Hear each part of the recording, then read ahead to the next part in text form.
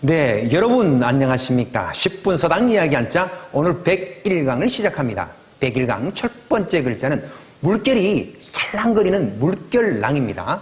물결랑의 글자 구조를 보면 물수의 변형이 있고 어질 양이 결합되어 있죠.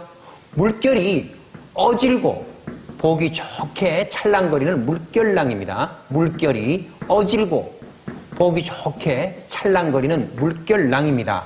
물결랑이 들어간 활용어 중에는 낭비라고 하는 말 있죠. 물결랑에 쓸비를 써서 재물이라든지 시간 따위를 헛되이 헤프게 쓰는 것을 낭비라고 하고, 허무맹랑이라고 하는 사자성어도 있습니다.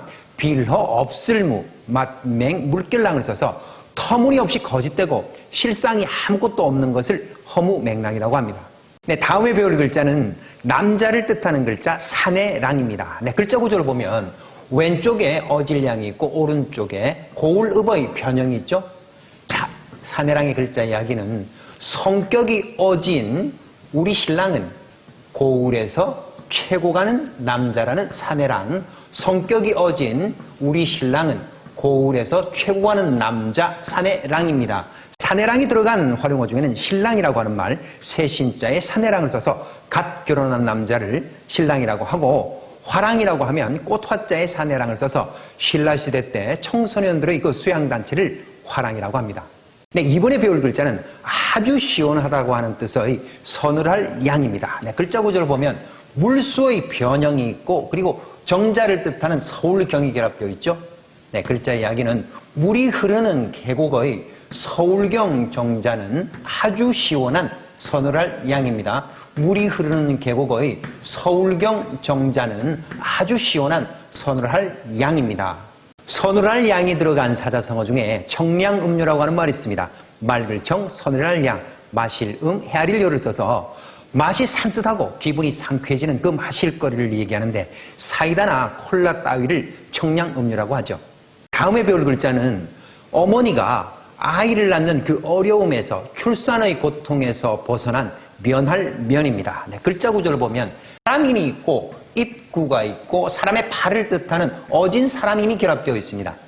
자, 사람인 어머니의 입구 자궁 속에서 아이의 팔까지 빠져나온 출산의 어려움에서 벗어난 면할 면입니다. 사람인 어머니의 입구 자궁 속에서 아이의 팔까지 빠져나온 출산의 어려움에서 벗어난 면할 면입니다. 면할 면이 들어간 활용어 중에는 면제라고 하는 말이 있죠. 면할 면자에 덜제를 써서 책임이나 의무를 벗어나게 해주는 것을 면제라고 하고, 면역이라고 하는 말도 있습니다. 면할 면자에 질병력을 써서 안에 균이나 독소가 침입하여도 병이 나지 않을 정도로 저항력을 가지는 일을 면역이라고 합니다. 그 밖에도 면세, 면허, 면책, 감면이라고 하는 활용어가 있습니다. 다음에 배울 글자는 아이를 낳는 그 진통이 밤늦도록 계속되는 늦을 만입니다. 네, 글자 구조를 보면 날일이 있고 앞서 배웠던 면할면이 있죠. 하루 종일 출산을 면하려는 그 고통이 밤늦도록 지속되는 늦을 만입니다. 하루 종일 출산을 면하려는 그 고통이 밤늦도록 지속되는 늦을 만입니다. 늦을 만이 들어간 활용어 중에는 만찬이라고 하는 말이 있어요. 늦을 만자에 밥찬을 써서 저녁 식사를 만찬이라고 하고, 조만간이라고 하는 말도 있습니다. 이를 줘 늦을 만 사이간을 써서 머지않아 곧 얼마 되지 않아 라는 뜻이 조만간이라는 말입니다. 네, 만추라고 하는 말도 있어요. 늦을 만자에 가을추를 써서 늦가을을 만추라고 합니다. 네, 다음 글자는 힘쓸 면입니다. 네, 힘쓸 면의 글자 구조를 보면 앞서 배웠던 면할 면이 있고 힘력이 있죠. 출산의 고통을 면하는 일은 아주 힘이 든다는 힘쓸 면입니다. 출산의 고통을 면하는 일은 아주 힘이 든다는 힘쓸 면입니다. 힘쓸 면이 들어간 활용어 중에는 근면이라고 하는 말이 있어요. 부지런할 근자에 힘쓸 면을 써서 부지런히 노력한다는 뜻이 근면이라고 하는 말이고, 면학이라고 하는 말도 있습니다. 힘쓸 면자에 배울 학을 써서 학문에 힘써 공부한다는 뜻이 면학이라는 말입니다. 다음에 배울 글자는 이슬로입니다. 네, 글자 구조를 보면 비우가 있고 길로가 있죠. 비처럼 길에 촉촉하게 내리는 이슬을 뜻하는 이슬로입니다. 비처럼 길에 촉촉하게 내리는 이슬로입니다. 네, 이슬로가 들어간 활용어 중에 노골적이라고 하는 말이 있습니다. 이슬로 뼈골, 관역적을 써서 숨기지 않고 있는 그대로 드러낸 모양을 노골적이라고 합니다. 토로라고 하는 말도 있습니다. 토할 토자에 이슬로를 쓰면 속마음을 죄다 드러내어서 말하는 것을 토로라고 합니다. 노숙이라고 하는 말도 있죠. 길로자에 잘숙을 써서 비바람을 가릴 수 없는 집 밖의 장소에서 잠을 자는 것을 노숙이라고 합니다. 네, 다음 글자는 아주 자세히 이리저리 본다는 볼람입니다. 네, 글자 구조를 보면 볼감이 있고 볼견이 있죠. 볼감의 글자는 53강 560번에서 아주 자세하게 설명했습니다. 볼감, 아주 자세하게 들여다보고 또다시 본다는 볼람입니다. 볼감, 아주 자세하게 들여다보고 또다시 본다는 볼람입니다.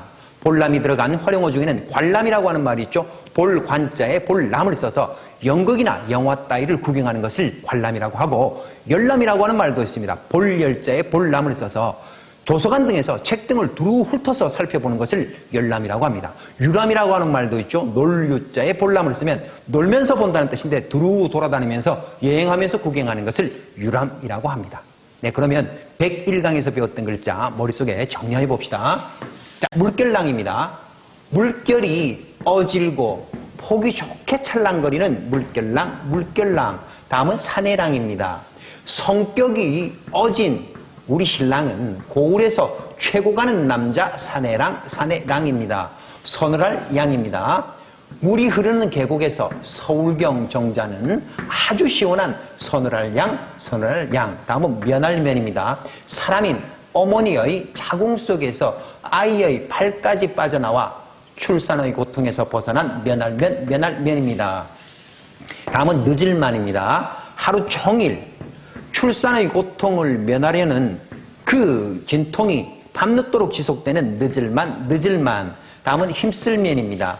출산의 고통을 면하려면 아주 힘이 드는 힘쓸면, 힘쓸면. 다음은 이슬로입니다. 비처럼 길에 촉촉하게 내리는 이슬로, 이슬로. 다음은 볼람입니다. 볼감, 아주 자세하게 들여다보고 볼견, 또다시 보게 된다는 볼람, 볼람입니다. 네, 여러분 101강 한자 이야기도 재밌게 잘 들으셨나요? 복습은 언제나 빠른 배속으로 두세 번 꼭 하시기 바랍니다. 네, 그러면 여러분들과는 102강에서 만나 뵙겠습니다. 안녕히 계십시오.